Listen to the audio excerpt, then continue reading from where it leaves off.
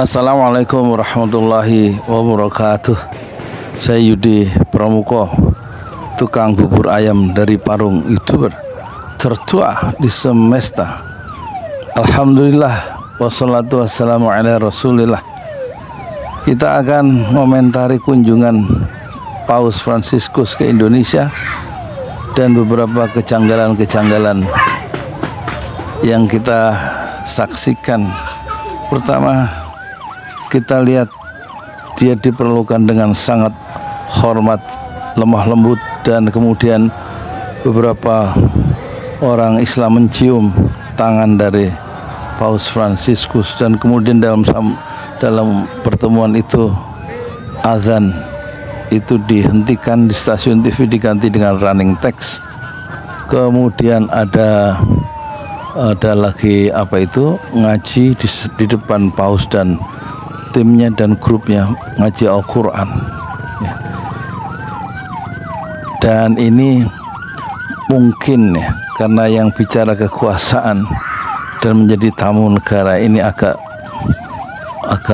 menjadi persoalan ya, buat bersikap yang sama yang diperlukan terhadap orang Islam sendiri.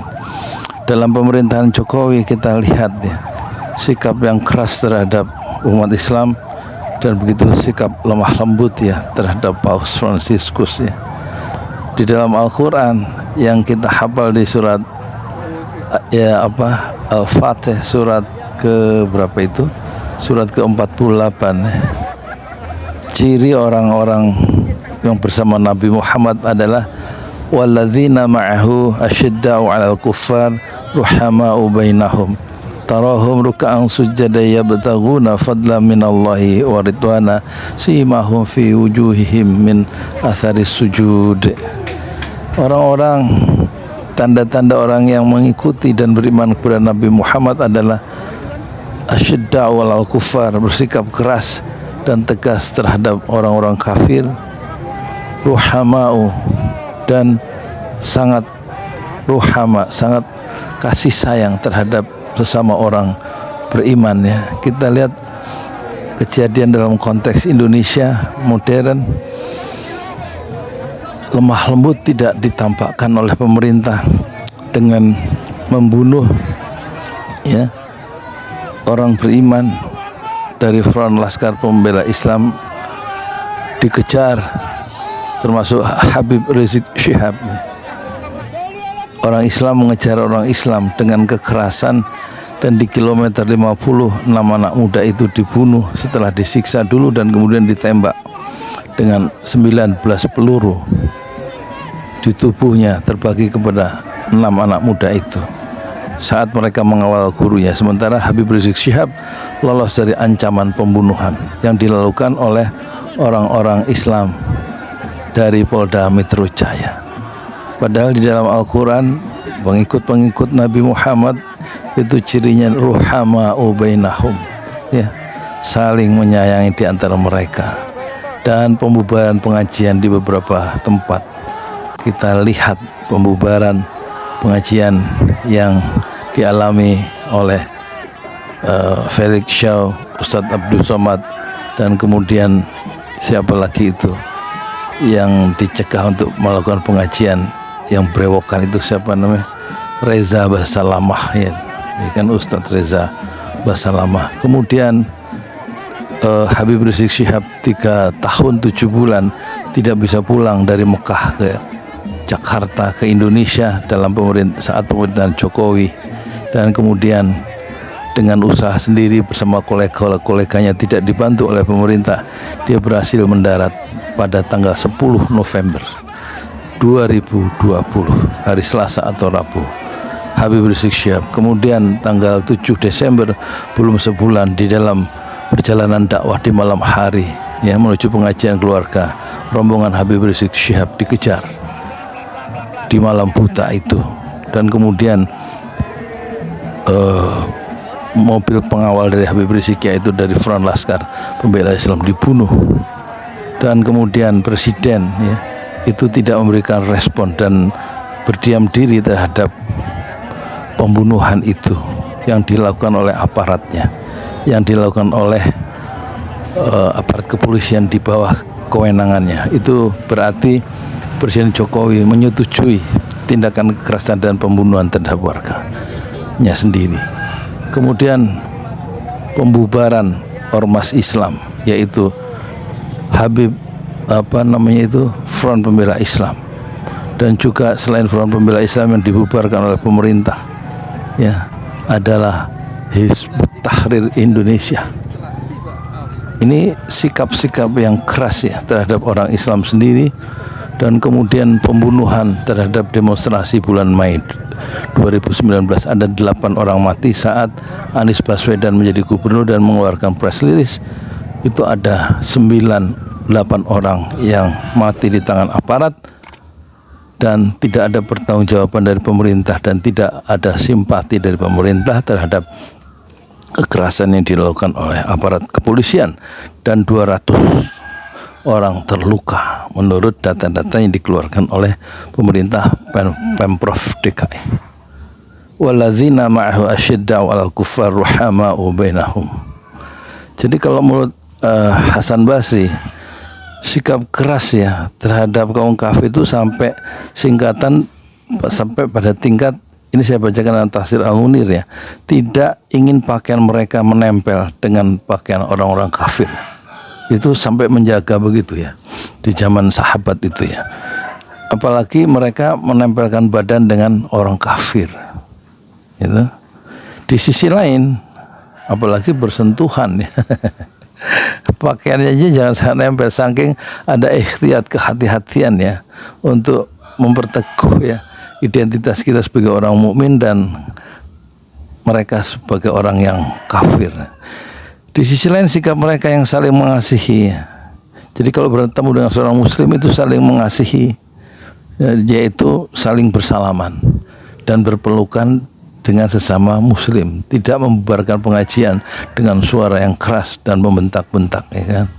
Apalagi mengejar Habib Rizik dan orang-orang Islam yang mengawal Habib Rizik, yaitu anak-anak muda di bawah 30 tahun itu dengan sikap bengis. Ya kan? Memang penguasa itu bengis ya.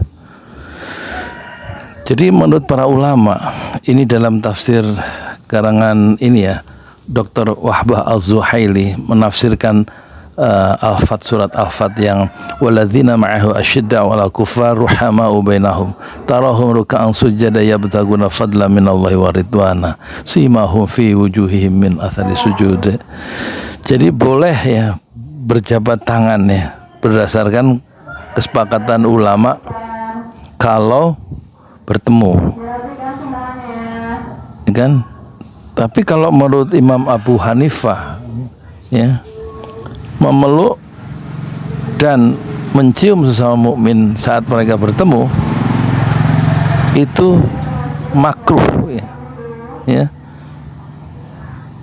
Sekalipun itu adalah mencium tangan. Sesama muslim mencium tangan menurut Imam Abu Hanifah adalah dimakruhkan. Tetapi kita lihat paus dicium tangannya oleh siapa?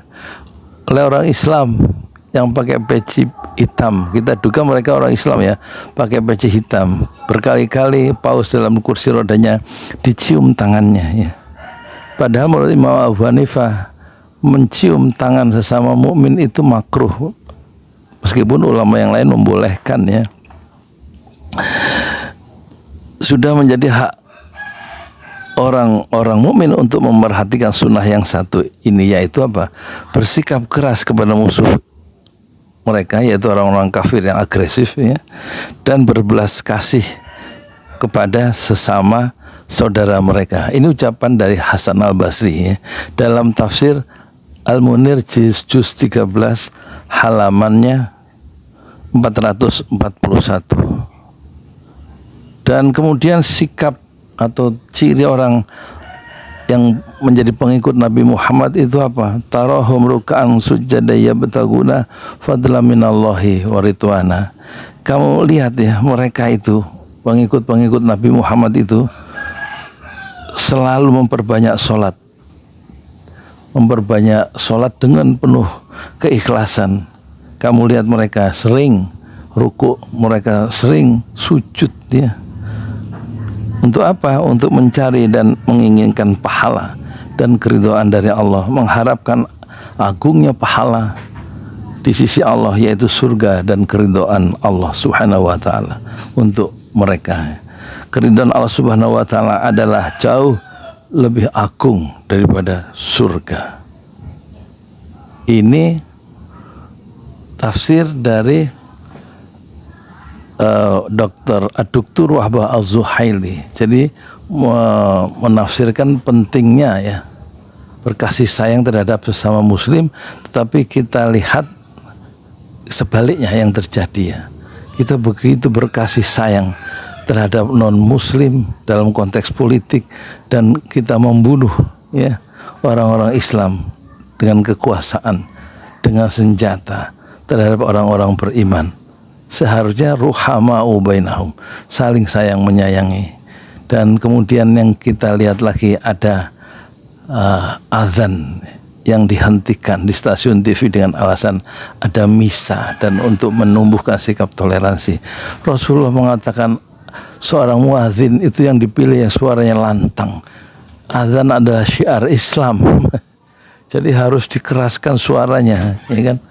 Dikeraskan suaranya supaya orang-orang tahu kalau waktu sholat sudah tiba.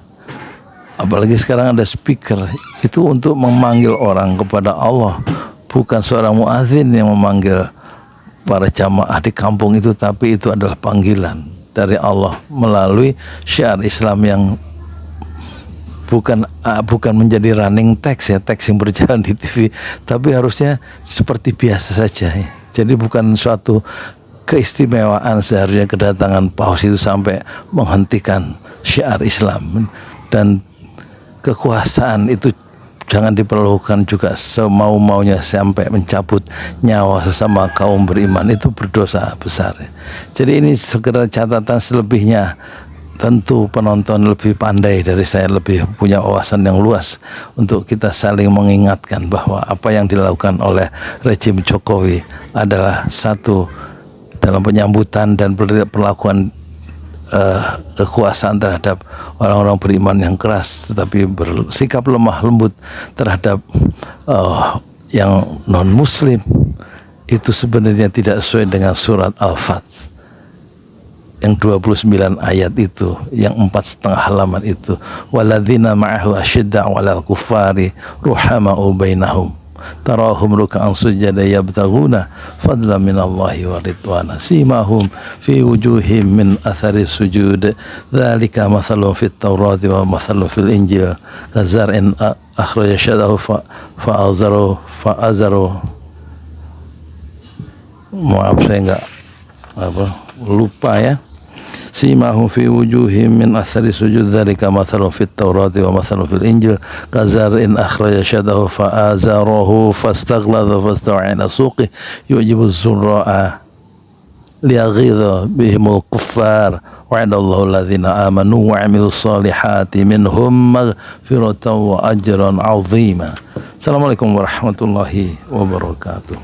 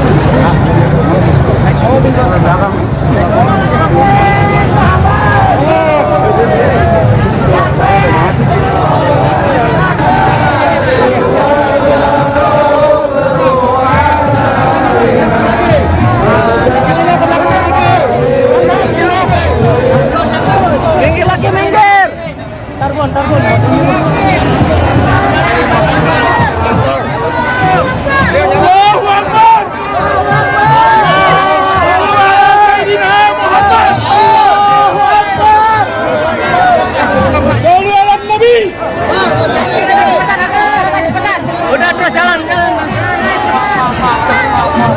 Allahumma sholli ala Sayyidina Muhammad.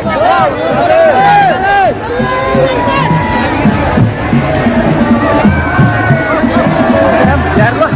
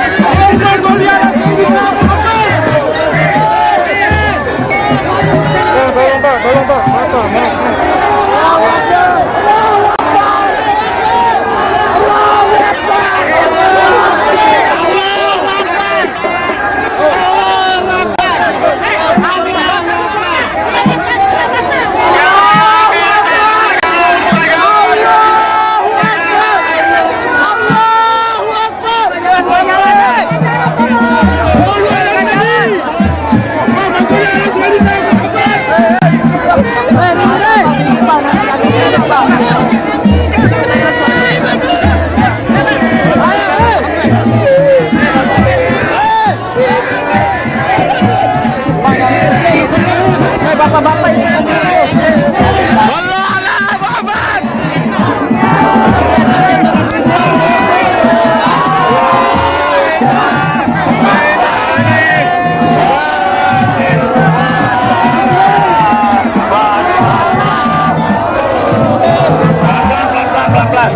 kasihan.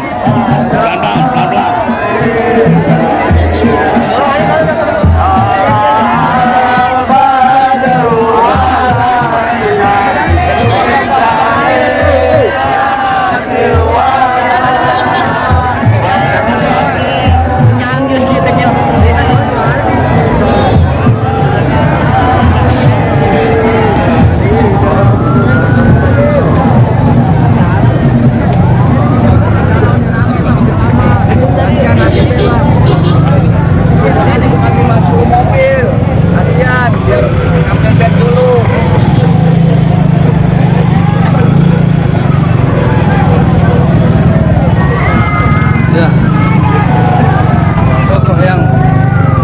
Selama 3 tahun lebih telah tiba. Alhamdulillah. Saya Yudi Pramuko, tukang donat daripada terjual di semester fasbir. Sabran jamilan, sabarlah dengan kesabaran indah. Assalamualaikum warahmatullahi wabarakatuh.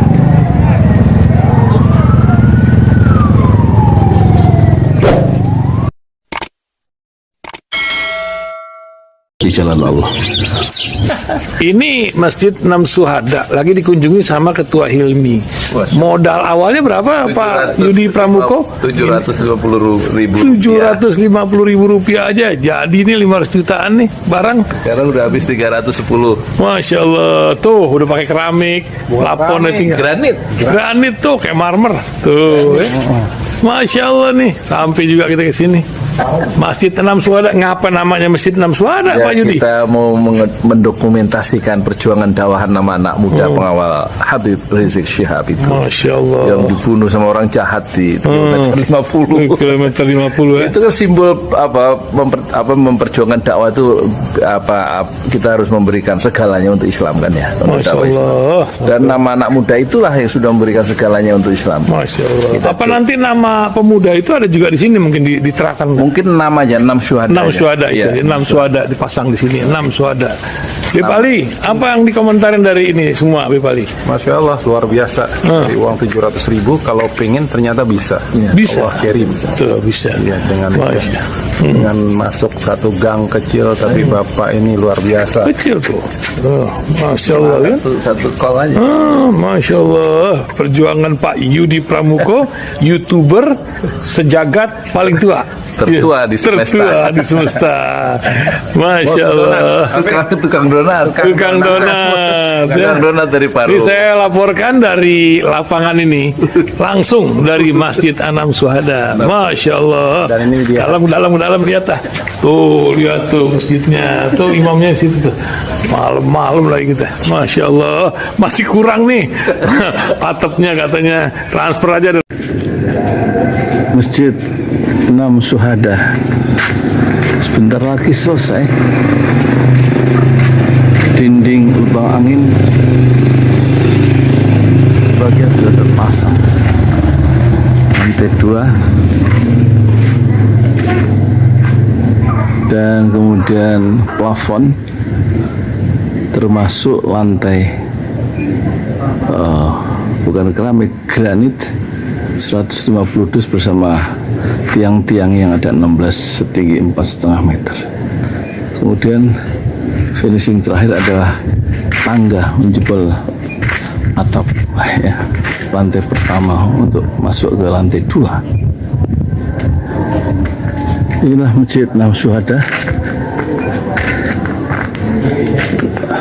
2,5 tahun lalu dimulai pada 2 Agustus hari Senin 2021. Tinggal sedikit lagi insya Allah, dan lantainya dari keramik, bukan keramik, granit sudah diresmikan lantai pertama. Nanti lantai kedua lewat sini tangganya jebol untuk masuk ke lantai 2. Inilah Masjid 6 Syuhada yang sangat megah karena dari bahan-bahan pilihan, kualitas nomor 1.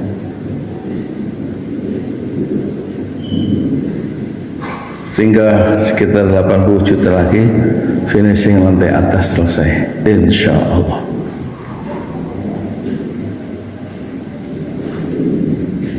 Ya, inilah Masjid 6 Syuhada yang sangat bersejarah ya dalam sejarah dakwah Indonesia modern insya Allah, karena ini dibangun dalam konteks kezaliman rejim penguasa yang sudah membunuh 6 santri dari front pembela Islam, dan kita abadikan pengorbanan dan perjuangan dakwah mereka sehingga kita sebut namanya Masjid 6 Syuhada. Mereka mengawal perjalanan dakwah gurunya Habib Rizik Syihab, dan mereka dicegat oleh orang-orang jahat di kilometer 50. Saya Yudi Pramuko, tukang donat dari Parung Juber, tertua di semesta Fasbir Sabrun Jamila, bersabarlah dengan kesabaran yang indah. Assalamualaikum warahmatullahi wabarakatuh.